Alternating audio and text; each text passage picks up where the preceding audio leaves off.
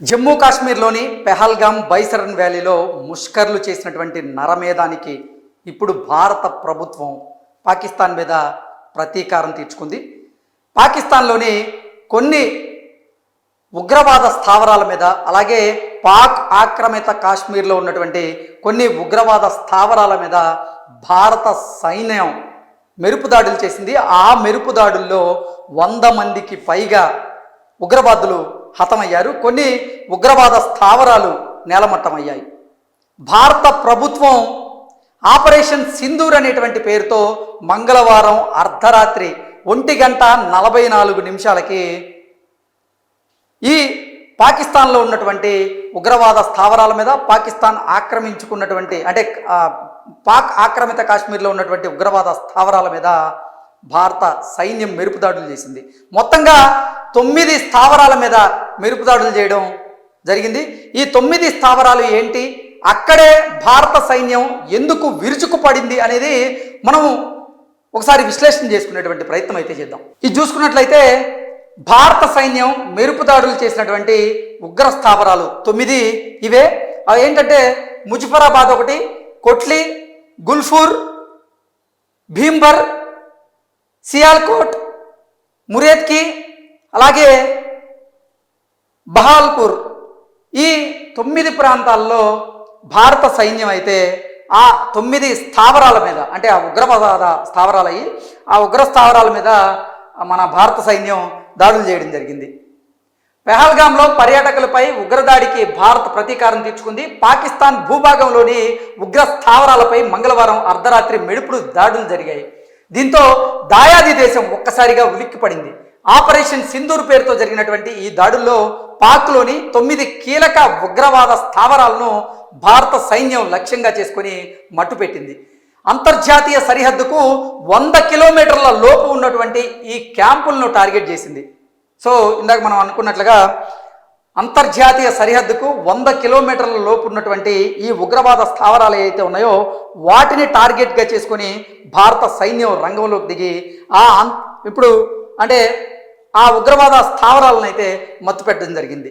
Next పాకిస్తాన్లోని 4, పాక్ ఆక్రమిత కాశ్మీర్లో ఉన్నటువంటి 5 ఉగ్రవాద స్థావరాలను ఇప్పుడు భారత సైన్యం ధ్వంసం చేసింది. ఇందులో జైషే మహమ్మద్కి చెందినటువంటి 4, లష్కరే తోయిబాకి చెందినటువంటి 4 క్యాంపులు కూడా ఉన్నాయి. 2 హిజ్బుల్ ముజాహిద్దీన్ శిబిరాలు కూడా ఉన్నాయి. అసలు భారత సైన్యం దాడులు చేసినటువంటి ఈ ఉగ్రవాద స్థావరాల వివరాలు ఒకసారి కనుక మనం చూసుకున్నట్లయితే, బహవల్పూర్లోని మర్కజ్ సుబాన్ అనేటువంటి ఉగ్రవాద స్థావరాన్ని భారత సైన్యం టార్గెట్గా చేసుకుని మెరుపు దాడులు చేసింది. ఇది సరిహద్దుకి 100 కిలోమీటర్ల దూరంలో ఉంది. ఇక్కడ దాడి చేయడానికి ప్రధానమైనటువంటి కారణం ఏంటంటే, జైషే మహమ్మద్కి చెందినటువంటి ప్రధాన కార్యాలయం ఇది. కాబట్టే భారత సైన్యం ఇప్పుడు బహవల్పూర్లో ఉన్నటువంటి మర్కజ్ సుబాన్ అనేటువంటి ఈ ఉగ్రవాద స్థావరాన్ని టార్గెట్గా చేసుకుని మెరుపు దాడులు అయితే చేయడం జరిగింది. అలాగే మురిత్కేలోని మర్కాజ్ తోయిబా అనేటువంటి ఉగ్రవాద స్థావరం మీద కూడా భారత సైన్యం మెరుపు దాడి చేసింది. సరిహద్దుకి 30 కిలోమీటర్ల దూరంలోని లష్కరే క్యాంపు కార్యాలయం ఇది. అందుకే భారత సైన్యం అక్కడ దాడి చేయడం జరిగింది. ఇక్కడ 26/11 ముంబై దాడులకు పాల్పడినటువంటి ఉగ్రవాదులు ఎవరైతే ఉన్నారో వారు అక్కడ తలదాచుకుంటున్నారనేటువంటి సమాచారం అయితే ఉంది. ఆ పక్కా సమాచారంతోనే మురిత్కేలోని మర్కాజ్ తోయిబా అనేటువంటి ఉగ్రవాద స్థావరం మీద భారత సైన్యం అయితే విరుచుకుపడడం జరిగింది. అలాగే సియాల్కోట్లో ఉన్నటువంటి మెహ్మూనా జోయా అనేటువంటి ఉగ్రవాద స్థావరం మీద కూడా భారత సైన్యం విరుచుకుపడింది. అంతర్జాతీయ సరిహద్దుకు 15 కిలోమీటర్ల దూరంలో ఉన్నటువంటి హిజ్బుల్ ముజాహిద్దీన్ శిబిరం ఇది. దీనికి చుట్టూ నివాస భవనాలు ఉన్నాయి. అలాగే కోట్లీలోని మర్కాజ్ అబ్బాస్ ఉగ్రవాద స్థావరం మీద కూడా భారత సైన్యం విరుచుకుపడింది. నియంత్రణ రేఖకు 35 కిలోమీటర్ల దూరంలో ఈ క్యాంప్ అయితే ఉంది. 2023 ఏప్రిల్ 20న పూంచ్లో జరిగినటువంటి ఈ ఉగ్రదాడులకు కారణమైనటువంటి ఉగ్రవాదులు, అలాగే జూన్ 24న బస్సులో ప్రయాణిస్తున్నటువంటి అమాయక యాత్రికులపై దాడికి పాల్పడినటువంటి ఉగ్రవాదులు ఎవరైతే ఉన్నారో ఆ ఉగ్రవాదులకు చెందినటువంటి ఉగ్రవాద సంస్థ ఇది. అందుకే దాని మీద భారత సైనిక వ్యవస్థ విరుచుకుపడింది. నెక్స్ట్ కోట్లీలోని మర్కస్ రహీల్ షహీద్ అనేటువంటి ఉగ్రవాద స్థావరం మీద కూడా భారత సైనిక వ్యవస్థ విరుచుకుపడింది. పిఓకేలో హిజ్బుల్ ముజాహిద్దీన్కి చెందినటువంటి స్థావరం ఇది. హిజ్బుల్ ముజాహిద్దీన్కి సంబంధించినటువంటి ఉగ్రవాదులు కూడా భారత్ మీద ఎన్నోసార్లు ఉగ్రదాడికి అయితే పాల్పడ్డారు. కొండ ప్రాంతాల్లో ఉండేటువంటి ఈ క్యాంపులో 4 గదులు అలాగే బరాకులు కూడా ఉన్నాయి. వీటిలో పెద్ద ఎత్తున ఆయుధాలు అలాగే మందుకుండు సామాగ్రి ఉన్నట్లుగా సమాచారం వచ్చింది. ఆ పక్కా సమాచారంతోనే కోట్లీలోని మర్కజ్ రహీల్ షహీద్ అనేటువంటి ఉగ్రవాద స్థావరం మీద భారత సైనికులైతే విరుచుకుపడ్డారు. అలాగే ముజఫరాబాద్లోని షవాహ్ నల్లాహ్ అనేటువంటి ఆ ఉగ్రవాద స్థావరం మీద కూడా భారత సైనికులు విరుచుకుపడ్డారు.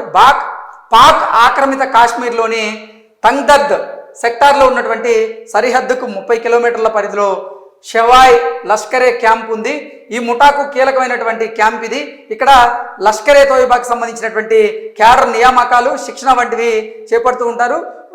2000 మంది నుంచి అంటే 2000 మంది ఇక్కడ ఉంటూ ఉంటారు. ఇక్కడ కొన్ని కార్యకలాపాలు కూడా సాగిస్తూ ఉంటారు.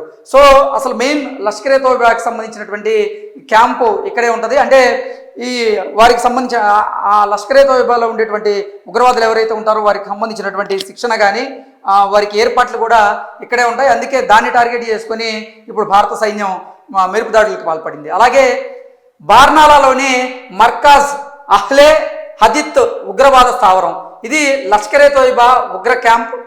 పూంచ్, రాజౌరి, రియాసీ సెక్టార్లో ఉన్నటువంటి లష్కరే ఉగ్రవాదులు ఆయుధాలను పంపించేందుకు దీన్ని వినియోగిస్తూ ఉంటారు. అందుకే పక్కా సమాచారంతోనే భారత సైన్యం అక్కడ దాడులు చేయడం జరిగింది.